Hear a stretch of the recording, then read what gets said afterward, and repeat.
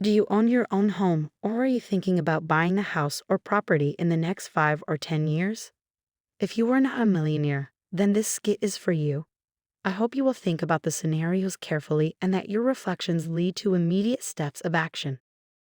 I've always dreamed of owning my own home. I know I'm not alone.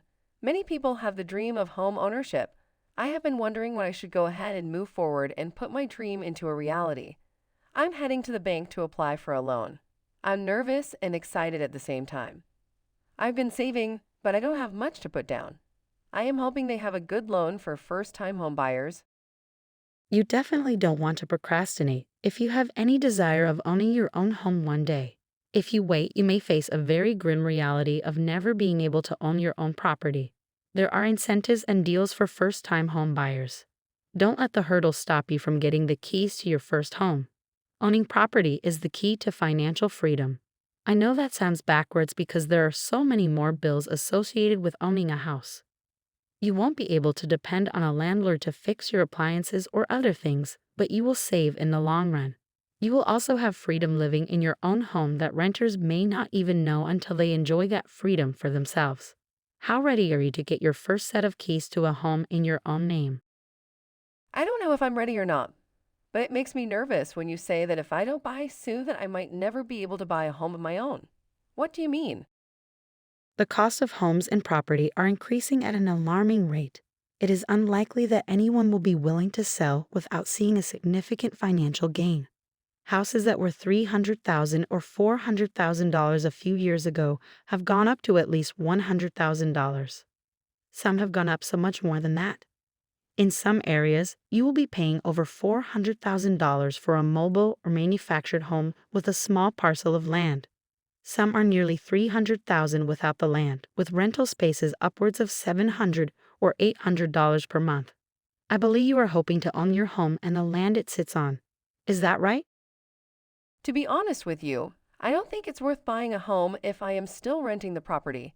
Who's to say they won't increase that cost? What other costs can I expect to go up? Do you think that the market will ever be cheaper for buyers, or will the interest rates go down?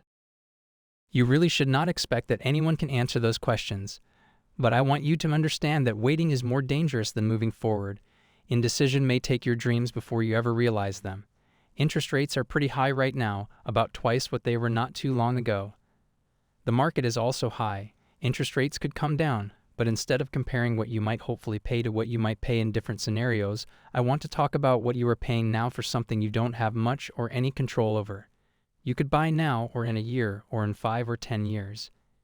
If you buy sooner than later, you can refinance for a better rate when those are available. But if you wait and the housing costs increase even more, you can't go back in time. Look at what you are paying for rent. Look in your area at what is the lowest and highest rents around. Consider any price increases you have experienced if you are a renter. Property taxes are increasing. Some people might think that makes renting the better option, but property tax increases will inevitably be passed on from the landlords to the renters. You will be paying increased property taxes in either scenario. When home prices go up, so do the rents of the neighborhoods. The only way to get any sort of control over what you pay is to buy a home property. You might apply and be denied or be approved for an amount that does not get you into a home, but you should try. That's my personal opinion. Okay, I'm convinced. I just submitted and already heard back that I need to pay PMI. What is that? Does that help me? P&I is what I personally would call the corporate devil's way of bleeding the American who dreams of home ownership. PMI stands for Private Mortgage Insurance, and it only helps the lender. Insurance sounds good, but it is their insurance, not yours. If you can't pay, you still lose your home, but they don't lose their investment. Paying PMI may be a necessary evil if you can't ever save enough money for your down payment because you are paying outrageous rent. There is no good thing about PMI for the buyer, but if you are approved for a loan without paying 20%, then you will pay PMI until you have paid your loan down to 80%. Then you have to ask for it to be removed. I haven't experienced that battle, so my best advice is to pay 20% down. I've heard of some people who had to pay 30% to avoid PMI. I want you to take a look at the estimate I just ran for you. I will link this mortgage payment calculator in the comments and description for your reference. I pulled up Zillow and Redfin and did a map look at what houses are going for in my area. I only found 2 homes that were barely under $400,000, and they were on the outskirts of town with a lot of repairs needed. There were some homes over $1 million, which made me sick because they look like normal houses, not mansions. I went with what appears to be the median home value, about $550,000. Take a look in the lower right and you will see that PMI really is the devil's insurance. The PMI in this estimate is more than the property taxes. I remember that I paid less than that for my first apartment, but that was over 2 decades ago. I just added up all the numbers you ran, and I can't afford $81 a month. Can you show me what $400,000 would look like if I had $80,000 down? I really want to avoid having to pay PMI. If I have to do some repairs or drive a little further to work, then maybe that will make it possible for me to actually get into a home sooner. Yes, and remember I will be linking this calculator in the comments and description box. If you purchase a home for $400,000 or less and have $80,000 as your down payment, then you eliminate the PMI. The price is down to just over $2,900 per month. How much is your rent? My rent is about $1,900 per month. Buying is a full $1,000 more per month. Do you really think it's a savings in the long run? I mean, I know I will also have to pay more on utilities and upkeep as well. Well, consider that you will be paying rent for the rest of your life, however long that is. Imagine that is 50 years. We will pretend that your rent never goes up, which we all know isn't the case. That means you would have 600 payments of $1,900. That makes $1,140,000 renting. On a 30-year home loan, you have 360 payments of $2,904, which is $1,045,440. That means a savings of $94,560. That's a savings of about $100,000 living in a home of your own.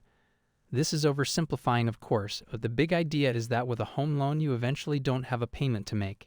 You will still have to pay utilities, taxes, and homeowner's insurance. What do you think about that? I think I need to get into a home in my price range right away. Are there any other ways to save on my loan?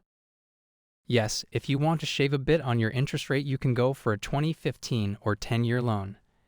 It's not a huge difference on the interest rate right now, but you should definitely ask your lender to run a comparison for you. Saving on interest, even 1%, saves you a lot of money. When I looked, is only saving 2%, or about 1/5 of 1%. Always look at how much interest you can save and how much you would pay if you go for a shorter term loan. However, you have to consider what you can afford. You can pay more per month to pay off your loans sooner. That won't save on your A.P.R, but it still has you saving on interest because how much you owe is less and A.P.R is calculated on what you owe. You need to ask on every single loan you get if there is an early termination fee. It should be a crying need to charge a fee for someone paying off a loan early, but it happens. Also, make sure you have a fixed loan. People lose their homes when their payments change. Okay, let me see if I have this all right. Buying a home can save a ton over renting because eventually you pay off your loan. Looking at homes outside of the most populated areas usually reveals cheaper housing prices. I should have 20% down to avoid having to pay private mortgage insurance, which could be hundreds of dollars a month or thousands of dollars per year. I need to make sure I get a fixed loan and ask specifically whether or not there is an early termination fee or early payoff penalty. Why do you think this is so time sensitive? I may sound a little like a conspiracy theorist, but there seems to be a big push to eliminate single-family housing. Many millionaires and billionaires want normal people to live packed together in multi-story units. Housing is so expensive, even as renters. This makes it so difficult to save up enough for a down payment. If you pursue a home without a down payment, you have to pay private mortgage insurance, which is a lot of money. That insurance makes it more likely that you will default on your loan and lose your home. The bank, however, loses nothing and you are homeless. Be smart about your finances and be aware that there are figurative landmines. The wealthy do not want us to have our own homes, but we still have that freedom. From 15-minute cities to forced green initiatives, there will be more and more obstacles. In many areas of the world, middle-class people are living in units, not homes. If you want a home, get into one before it's too late. The housing market has increased at a higher rate than the salaries and wages of the working class. To test my claim, go to any house listing you can find online using Zillow, Redfin, or whatever you prefer. Choose a house that isn't brand new because you want to see a historical trend, and newer homes only go back a few years. Once you've chosen a home, click on Price and Tax History. I saw some that were once under $100 per square feet in 1999 and over $400 per square feet now. The increase in salary over the last 2 decades is much lower. In 1999, in Washington state minimum wage was $5.70 per hour. Now it's $15.74. That is only 3 times.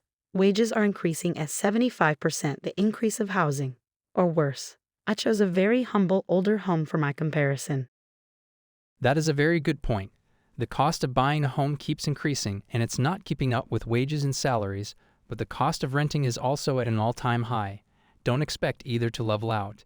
If you own your home, you can rent out a room to a friend if you need to get a roommate to help offset the cost. You don't have to ask permission. You can't just do that if you are renting. Not technically. Every renter is supposed to be on the rental agreement. I have one last piece of advice. If you can help it, avoid HOA or homeowner association agreements. One of the best things about owning your home is freedom. When someone from your HOA is outside your house measuring your grass with a ruler, you will regret buying your home in that neighborhood. I want to see you enjoying as much freedom as possible. I hope that you will pay attention to the advice that was shared. Much of this comes from very painful personal experience. I want better for you.